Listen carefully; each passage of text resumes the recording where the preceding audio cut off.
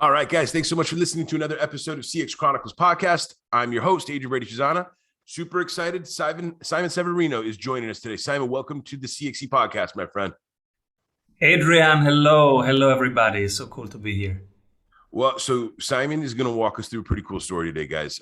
Simon has built a company, Strategy Sprints, where number one, he gets to work with a bunch of amazing businesses, helping them think about how they can scale, how they can grow, how they can think about finding more customers. And he's going to be here today to talk about some of the cool work that him and his team are doing. So Simon, why don't you start off today's show, man? Set the stage for the CXNation. Give them a little bit about your background and how you even got into this whole world of thinking about how to even develop a company like Strategy Sprints to start working with all these businesses.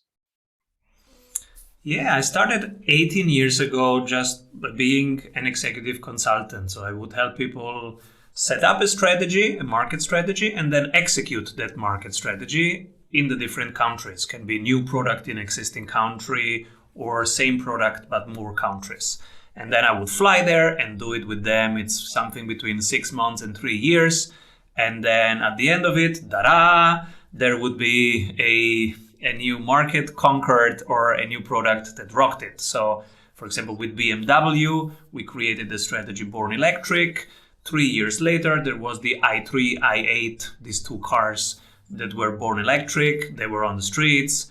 Took us 3 years in total. And I was doing that mainly for decades. And then on the way, I became an entrepreneur myself. So I was on the other side. And now when I was a consultant, I was like, hey, come on, guys, do this. It's easy. Do this. Here it is. Just do it, right? Just do it. Next week I come back and I see the results. Come on, it's easy. And then I was an entrepreneur. And on the other side, it's not easy at all. And so that was a humbling experience. My goodness, this sounds so easy, do these three things. But while you do these three things, you have to hire, to fire, you have people going away from your team, you have a bad sales month and you don't have the cash flow, and you have 100 moving parts and you don't know which one to tackle first. Nobody taught you bottleneck analysis, and the simplest tools, you just never got them. Mm-hmm. And so it's really hard. And from that position, I was like, okay, let's revisit them. Let's simplify all the big strategy tools for the people who are in the trenches, for the people like me that have maybe 0 to 10 employees and they're doing everything themselves. We gotta get them out of the weeds. Yep. And so how do we do that? How can I simplify the things that work in a way that they are really applicable? And that has become the first spreadsheet, the first template. From there, people were, oh, can I have that template? They became 274 templates. It's now the Sprint University, and they are now applied all over the world by certified strategy sprints coaches. But that's how we started. I needed something simple and something that works. That's awesome. So a couple of things. I think, the one of the first things that makes me think is just like, Simon, one of the areas that you kind of captured with strategy sprints is really just people need help. There's tons of people that need help out there, whether they're working in other businesses, whether they're building their own businesses, whether they're just really awesome A players at other companies and they just literally go into their own pocket to think about how they can improve their own team or department's performance, right? And I think what's cool about some of the work that you guys are doing is you took some of that knowledge, took some of that experience, took some of the things that you personally were doing before even launching your business, packaged them up, and then you put them in a way where people could actually not only take some of the information, take some of the knowledge that you've already kind of proven or had, but just deploy it straight into the business. That's huge. There's not so many times when you're a small business owner or when you're a startup founder or a scale-up executive and you got all this stuff going on. It's sometimes you just literally need templates, snapshots, and picture views just to give you that idea, or to give you that visual that then you can go back with your team and make your own thing for your individual business or for your individual cause. So it's awesome that you guys kind of struck that chord and found that area. I got to ask, how, in the very beginning, man, give the listeners an idea. What were some of the things that you had to do just to get people excited about potentially working with strategy sprints and potentially using some of those materials and using some of that knowledge that you guys were building? The first thing that happened was, hey, help me get my sales more repeatable and more reliable. Sales is the number one bottleneck for most people, because if you don't have enough cash flow, then you have all the other problems. So the vital part first, we fix the sales part so that it becomes multiple streams, repeatable and reliable. That's the first thing to tackle. And so around that, we have created 3 strategies on how to double your revenue in 90 days, because this has become our focus. In 90 days, let's double revenue. And to be precise, we increase it by 99% by doing 3 things, the 3 strategies. And the 3 strategies are raising by 25% the frequency, the conversion rate, and the price. These are the first 3 things to fix. And around that, we have all the swipe copies and templates ready. So for example, to increase the frequency of the sales, you need to intensify the relationship. In B2B high ticket sales, you need 8 to 15 contact points before people buy. That can take 12 months, 18 months. So we have built something that brings these 15 contact points quicker. In 15 days, you can have 15 contact points. And we have the swipes and the templates for that. We use emails and videos and a sequence of, we call it the RBS, the relationship building sequence, an automated series of emails that sends them to LinkedIn, to YouTube, etc. And in 15 days, you have at least 15 contact points. Okay. So you create the trust, you create that value, and then you also inform about how they can work with you and where you can bring them in 15 days. That's how you raise the frequency. Another thing to raise the frequency, we have 274 tactics. So one tactic is the email sequence. Another tactic is shortening the path to wow. So at some point, there is a wow in working with you, but it's usually later on. And that's why you lose people at the beginning. You say, yeah, I'm going to work with you. And then they jump off. So move the wow at the very beginning. If you can move that wow, and I can tell you a couple case studies of how we move the wow to the beginning. But if you can move the wow to the beginning, you have now created a much better probability of an upsell after 30 days, 60 days, 90 days. You can now upsell, you can renew, you have a lower churn rate. If you're a SaaS business, you can lower the churn rate, so the people that you lose per cohort. And it's really important to retain people. It's cheaper and it's better than to land new clients. But it starts at the very beginning. If you can make that wow at the beginning, and that's what we focus on. So we take the wow that happens later, we move it to the beginning, we create the first 10 days of a wow experience, and then it's later to upsell and cross-sell and retain later with less effort. And you have a higher lifetime value, and your cost of acquisition of a customer is lower. And that's the game, CAC to LTV ratio. What's the cost of acquiring a customer and how much can you earn from one customer? You get that ratio right, you are on the right track. So that's frequency, strategy of raising the frequency. Then there is strategy of raising the conversion rate. Again, that's from existing existing relationships that you have. So there is zero marketing ads, zero marketing spend involved in these 3 things. Conversion rate, that is what happens during the call, during the closing. So the art of closing the deal. We get the recordings, the Zoom recordings, and I write down. Really, I make a list here of things that I feedback, and then I send the video back and say, look, you set the price too early. You didn't go in there into the pain enough because you lost them here when you set the solution. You didn't have them already. Or, oh yeah, you were empathic all the way, but you didn't close. Hey, you forgot to close. So you have helped them a lot, and then they buy from your competitor. Yep. Yeah, that's not a good closing. Not at all. Yeah. So it's about sales technique.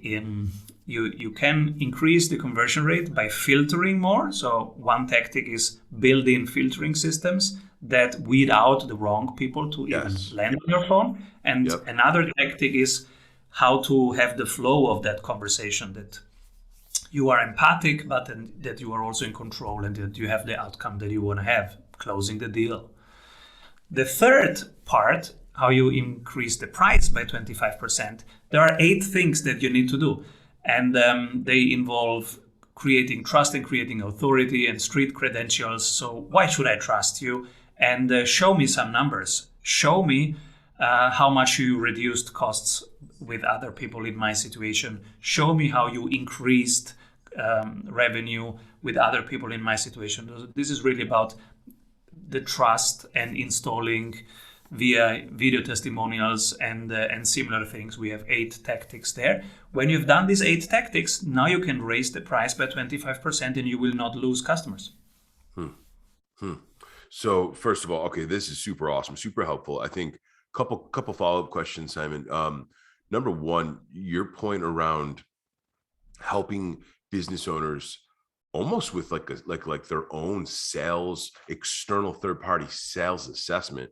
That's massive. Let's call it what it is. Most of the people that are trying to build their own business, build their own team, build their own book of business or their own customer base, first of all, those people are wearing so many hats. The time is typically very limited, right? They're bouncing from thing to thing to thing. They're wearing multiple hats. And then they're shifting mental gears on a regular basis, which is a difficult, energy consuming task just of itself, right? And it's got to be super helpful to have another partner come in, see what you're doing. Because the other thing is this: when you're building these companies and you're scaling these businesses and you're leading the day-to-day of some of these companies, you are so close to this stuff. You're so close to the details. You're so close to the ways that you're scripting or building content or thinking about who you need to talk to and what's the right ICP and how do you get more of them on LinkedIn and how do you find their emails, that you oftentimes, it's one of those typical situations where you don't have time to take a couple steps back or zoom the camera out, look at the big picture, what's working, what's not working, what do you need to double down on, what do you got to stop placing bets on.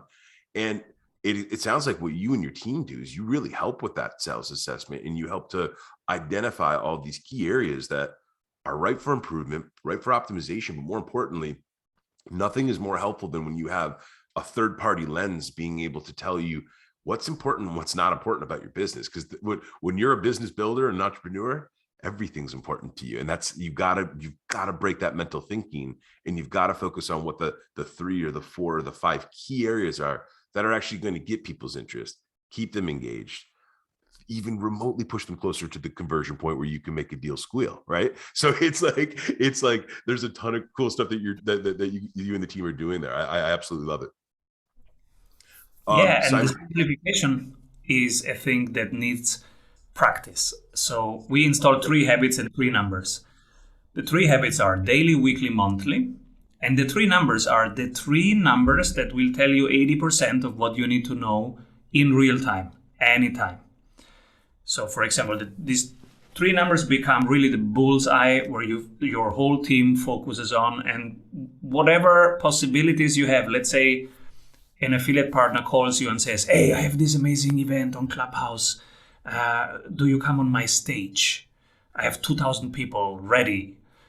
And then we go through these 3 numbers and say, will they increase number? Will they increase this number? Will it increase this number? No. Okay. Thank you, but no thanks. And that's how you keep focused. You have your 3 numbers. And for example, it might be for marketing. It might be number of new email subscribers this week, or number of joint venture partners acquired this week. For sales, it might be number of discovery calls or number of demo calls happened this week and number of new sales closed this week. For operations, it might be the NPS, the Net Promoter Score of your people this week, of your clients, right? So you pick the 3 numbers. If it's a SaaS, there will be a churn rate of this week. How many people did we lose from subscriptions this week? And so you pick 3 numbers, and that's your bullseye. This is what you will get reported every week So the weekly habit is everybody reports on these 3 numbers and we learn from these 3 numbers. Now you are 100% focused and you have a compass on how to decide, should we do this or that? Yep. Because it's exciting times. Look, I'm a member of the Silicon Valley Blockchain Society. Every week I see beautiful projects going on. Beautiful projects. Should I get involved into these projects? There are guys revolutionizing how superfluous bandwidth will be used. There are people who are saving the earth via blockchain technologies. Oh, I want to be involved in all of these things, but how to pick them and which one is really moving the needle forward for my business.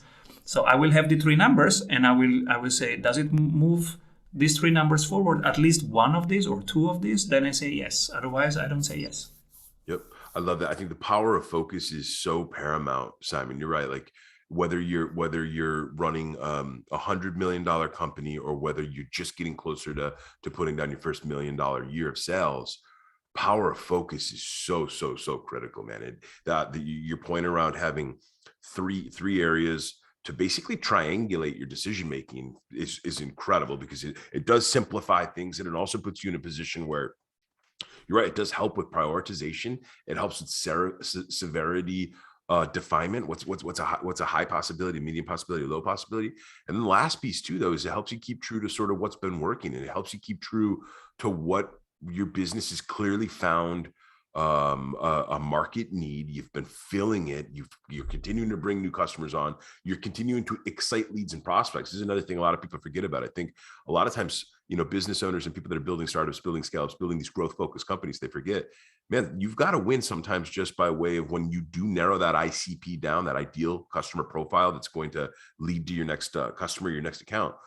Even by way of just when you talked about the discovery and some of the listening meetings, even when you're week over week filling that pipeline up with a queue of people that are interested in learning more about the topic or talking more about the topic, you're onto something. You're literally onto something. It doesn't mean that you're going to close every one of those. So maybe you are, Simon. I don't know how well you guys are doing with strategy sprints, but it proves to you that you are building this consistent way of predictable demand over time as you continue to think about improving your conversions, optimizing what's going to yield a conversion.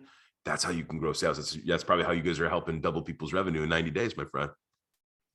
Finding the few things so first is finding the bottleneck of this week.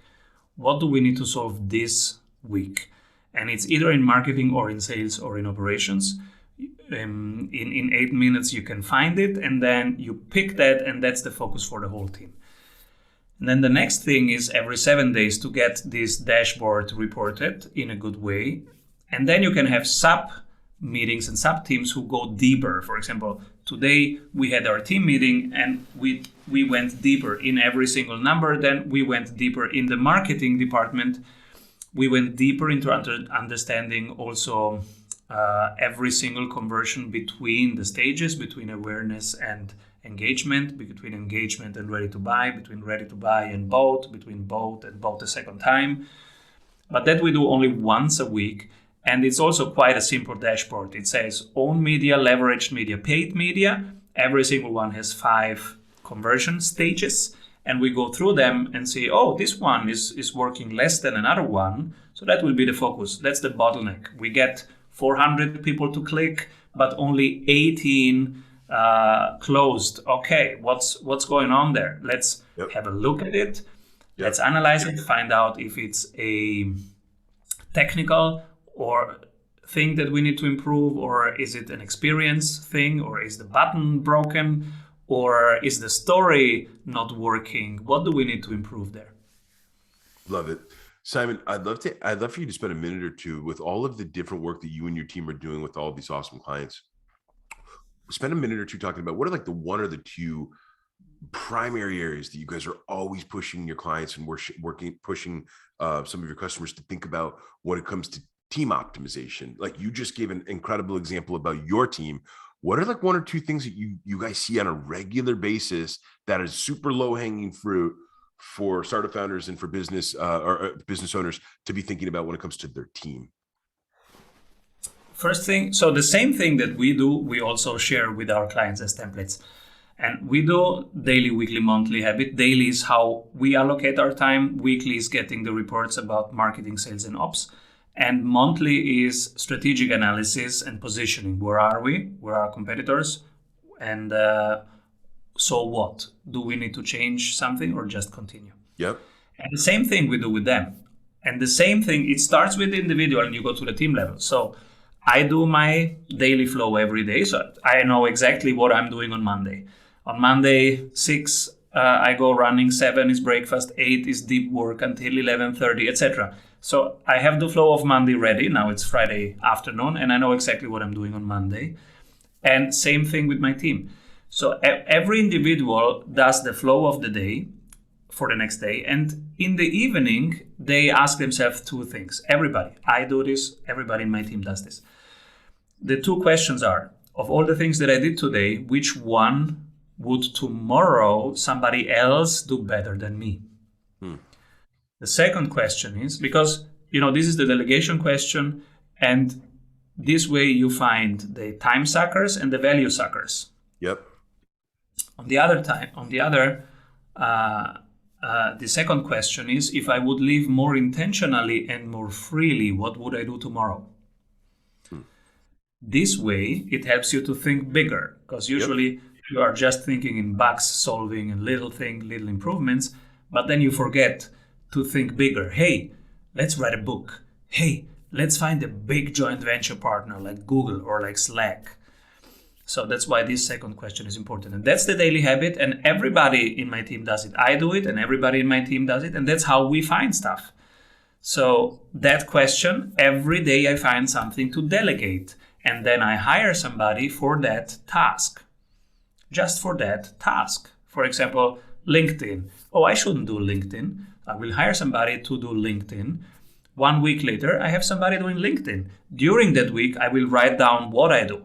So I go to our SOP manual, I write down what I do in LinkedIn. On Monday, I do this, on Tuesday, I do this, then I follow up like this, and on Thursday, I do this. I hand it over to the new person, and then they will report first every day and then every week.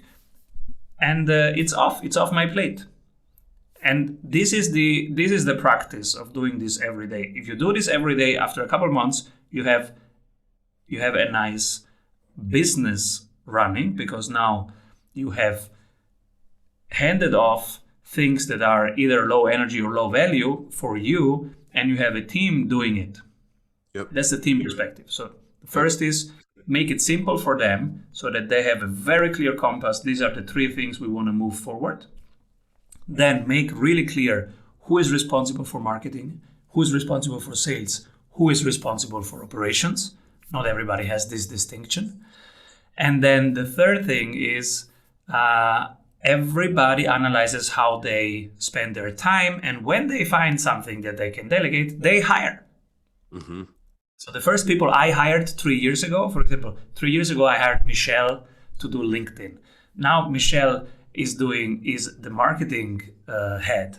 And now she's hiring people to do her tasks, because she does the same methodology. She analyzes, and then she finds something, and then she moves to the higher leverage tasks, and she hires people to do tasks for her and with her. And then they report to her.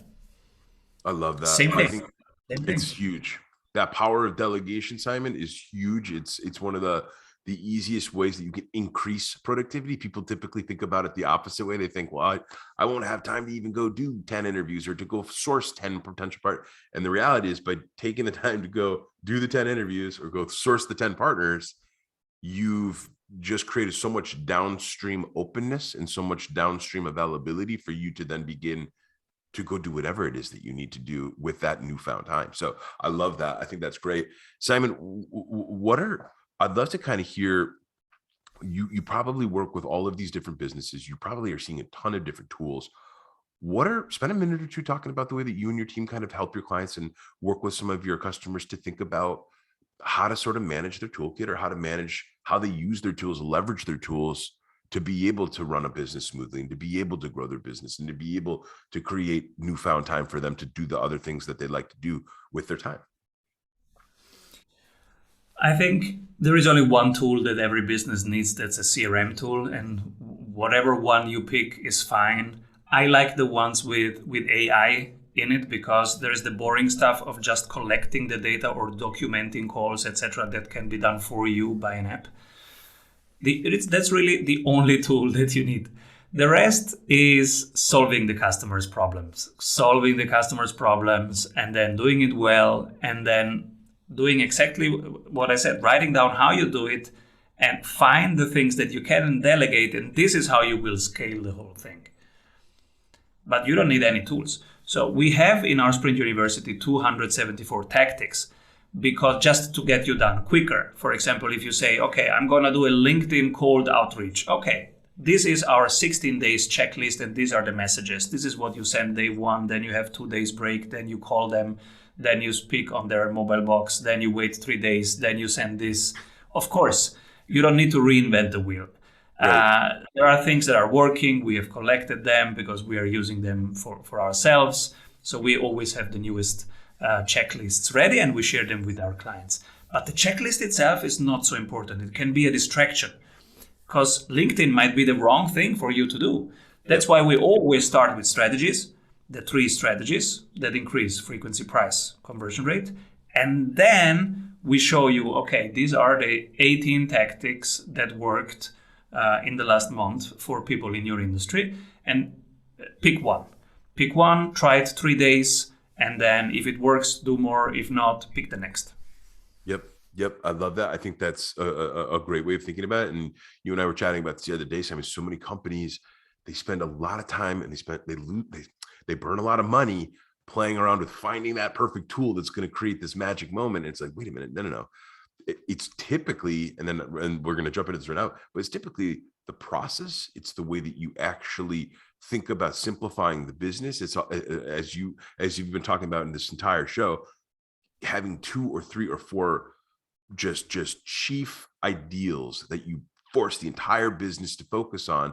And if the business or if potential customers doesn't meld to those 3 or 4 ideals, on to the next one, because it's not going to work. You already know it's not going to work, right?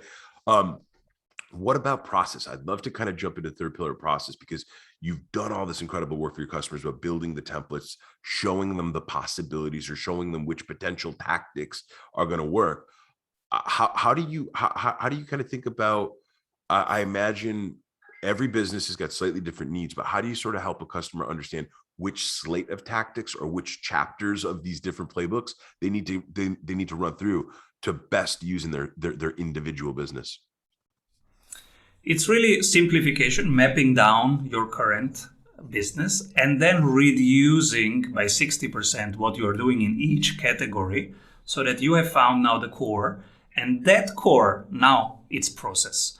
And process means every day and every week, just improving it and having learning loops. Okay, measuring, we did this. Did it bring more conversion rate? No. Okay, let's go back. What are our assumption? Let's try this. Did we get more subscriber? Yes. Okay, there is something working. What is it? We don't know. Okay, let's find out. And then let's do more of this. And while we find out what exactly is working. That's the process. And the fun thing is, I was interviewing the New York Yankees today, and how they manage performance. And it's the same thing there. It's the same thing there for their performance coaches. Have the exact same thing. It's, of course, it's simplified. This is your diet. This is your training. This is your schedule. Every day at this time, it's competition. At this time, 5.5 hours before the competition, we meet. And so this is where we meet. These are the roles of the team, and they will tell you what to do when you come in. This is the plan for today. You do it. And then next day, 5.5 hours before the next match, we meet here. So it's all process. And then there are some roles, and these roles are the loops, controlling loops. Okay, they did this training, they did this diet, now this is the performance. Oh, the diet is not working, let's adapt the diet. Oh, the training is not working. Okay, we have to do more strength. They have enough endurance, but we need more strength. Oh, strength is fine, but there is no speed. Let's work on speed today. And it's just these loops of doing, measuring, learning, doing, measuring, learning. It's really not that hard. The challenge is to simplify it. And that's why it's great to have a sprint coach, because they help you. They set the cadence and reduce to the max. Usually teams go, yeah, but what should I stop doing? And so this is when it comes in handy to have somebody from the outside and say, look, I just see the numbers. I am not emotionally involved in your business. I just see the numbers. And from these numbers that you're showing me, this one thing is the winner. And then comes that, and then comes that. This is the 40% that you should do. These 3 tasks. Try the next 6 weeks focusing on these tasks, and every day we will measure and improve, measure, improve, measure, improve, and every 7 days with the whole team. What about that? That's the sprint method. Yep, and that's what led to more world championships than any other Major League Baseball team with the Yankees. I think for our listeners, it's interesting. You even if you're not a baseball fan, right, Simon, break down offense and defense, right? And think about your business. Like to Simon's point here, right? If you're thinking about improving batting, or if you're thinking about improving pitching, or you're thinking about improving fielding, like what's really interesting is even in a startup or a scale up or a growth focused company, just focus on marketing, focus on sales, focus on operations and fulfillment, focus on retention so that you can get that second and that third and that fourth buy and keep lifting that LTV up and to the right every single solitary year with every single account. That's the other thing too. Your sales goals become a whole hell of a lot different when your retention is off the charts, and your ability to just continue to lift each account's LTV. Maybe you don't need 1,000 new customers next month if you can do those 2 things, because you can keep increasing your sales, increasing your revenue, increasing the scale and the size of the business. So awesome. I love that way of thinking about it too, Simon. And it's also just super, super cool that you and the team are working with the Yankees in general, just a world-class organization. But last CX pillar that I'd love to kind of pick your brain on is feedback. So we've talked a ton about how you are working with your clients to get team-based feedback, employee-based feedback, what's working, learn, measure, repeat, the loops. We've talked about our loops. We've talked about the 3 different ways that we're focusing and simplifying, which I love, by the way. Focus and simplify. That's like one of the easiest things that any company can do to improve. How do you guys think about the customer feedback, Simon? How do you think about helping their customers do a better job of building, growing, and doubling revenue based off the feedback that they get every single solitary week from their customers? I think that feedback is the breakfast of champions. Ask your clients, hey, what's working? What's not working? What else do you need? And who else does need this? If you ask these questions, I don't know, was it 4 questions or 5 questions? A couple questions, right? Yeah. What's working? Then let's count together. So what's working? What's not working? What else do you need? And who else? 4 questions. If you ask these 4 questions, game changer. Yep. And now you might say, oh, but what if they say it's not working? Well, then it's better that you know fast, because there is nothing wrong with getting a negative feedback. The only thing that you want is you want it quickly so that you can act on it quickly. So a customer complaint is actually something that we welcome. We welcome it if we can catch it quickly. They are doing our R&D. They are doing our research. Yep. They are doing our job. They are telling us what's not working and what to improve. Amazing. Please, thank you for this. Yeah, thank you. Yep. So for us, the game changer was when we started implementing these 4 questions. We were inspired by the NPS method, the Net Promoter Score. And so the 4th question became, from 1 to 10, how likely are you to recommend us to somebody?